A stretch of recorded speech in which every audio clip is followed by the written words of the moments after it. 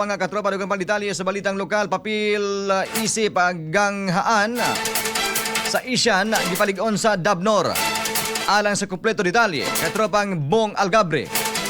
XFM Report. Gipaligon sa probinsya sa Davao del Norte ang papel ni iniisip ganghaan sa Association of Southeast Asian Nations kon isyan uban sa tumong nga mapalapad pa ang patigayon, pamuhunan og regional connectivity sa Mindanao. Atol sa ikapito nga State of Province Address, gipasigarbo ni Gobernador Edwin Cuyagob Hubahib ang mga kalampusan sa probinsya, lakip ang taas nga pamuhunan, ubos nga inflation o poverty incidence, ingon man ang pag-angkon sa mga titulo nga most competitive province ug most business friendly province sa Davao Region. Matod pa sa gobernador, ang nagkalig-on nga relasyon sa ubang nasud, ilabi na sa Malaysia, nagpalapad sa oportunidad sa Davao del Norte aron makasulod sa mas dagkong merkado sa isyan ug sa kalibutan. Gisuportahan usab kini ni Mindanao Development Authority Chairperson Secretary Leo Teriso E. Magno kinsa miingon nga ang kalinaw, kusog na ekonomiya ug estratehikong infrastruktura sa Davao del Norte naghimo niini nga mahinungdanong sentro sa pagpalambo sa Mindanao. Gipasiugda usab ni Magno nga ang pagtambong sa sopa ni His Highness Tingko Putra sa Malaysia nagpakita sa nagkalig-on nga relasyon tali sa Mindanao ug Malaysia pinaagi sa BIMP Iaga. Misaad si Magno sa padayon nga suporta sa Minda aron matabangan ang probinsya sa pagkabot sa mga programa ug pangandoy alang sa katawhang Dabaonon. Ang supa ni Gobernador Hubahib may usa sa mga tampok nga kalihukan sa pagsaulog sa ika-59